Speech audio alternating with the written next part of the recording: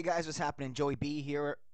I got an article I wanted to show you, and I made a video on this yesterday, but for some reason it didn't process, and I just left it and thought it had processed, and then I checked today, and it just said unprocessed or something like that. Anyway, so I'm gonna upload this again today, and the title of this article says, "Vatican calls for establishment of Central World Bank."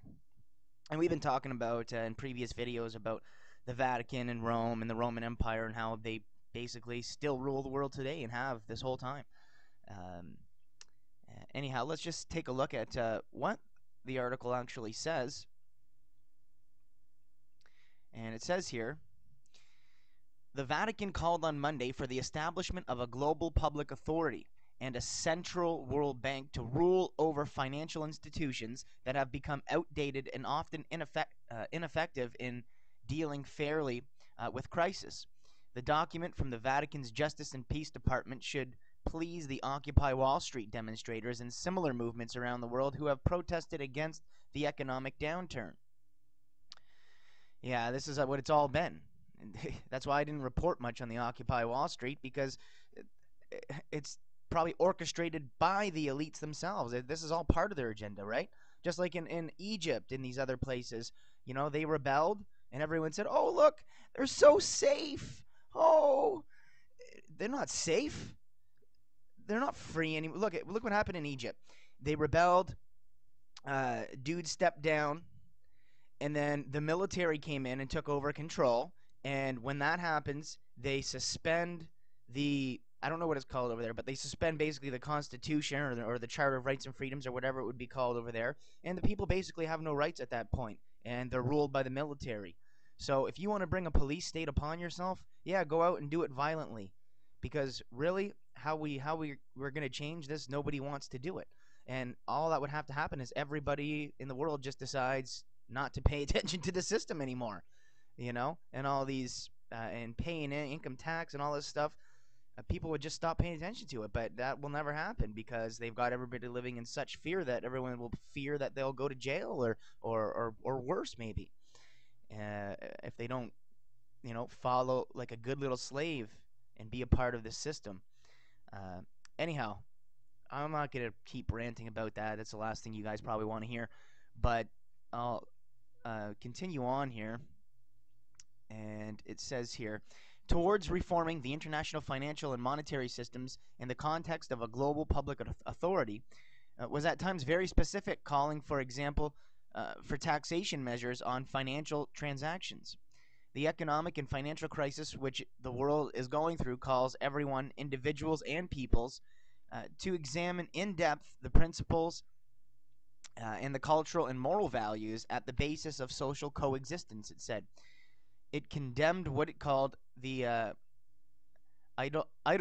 idolatry, of the market, as well as neoliberal thinking that it said looked exclusively at the technical solutions to economic problems.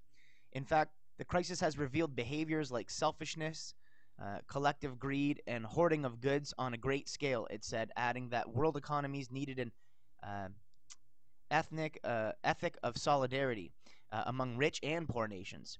If no solutions are found to the various forms of injustice, the negative effects that will follow on the social, political, and economic level will be destined to create a climate of growing hostility and even violence, and ultimately undermine the very foundations of democratic institutions, even the ones considered most solid, it said. It called for the establishment of a uh, supranational authority with worldwide scope and universal jurisdiction to guide economic policies and decisions.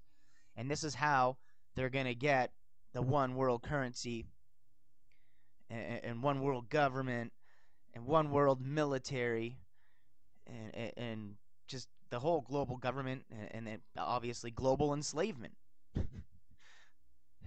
It's anyhow, it goes on to say here, uh, Catholic uh, ecumenicalism, if I said that right, global currency reform, and a new world political order are not separate, isolated events involving different spheres of the world. They are synchronous forces actively engaged in knitting together the fabric for the emperor's new clothes. The Vatican's desire to steer the confluence of the world's crumbling economic and humanistic political institutions through the Italian moral causeway is perfectly congruent with the papacy's long cherished ambition to reside over the modern world's first theocratic global economic order. And that's from a book written by the guys who run the Extinction Protocol website, that little excerpt. But you can see we've been talking about this for a while now, and and next thing you know, it'll be a global system where everyone will need a chip, and all the money will be on the chips, and that global currency will be digital, because you can see us this thrust globally away from paper money. And that goes hand in hand with what's going on in Europe and in the United States. And this is going to be global, especially if Europe and the United States end up, collapsing. Anyhow, I'm not an economic expert by any means, but I just wanted to share this article with you guys. And have a good day, my friends. I'll link you to it below.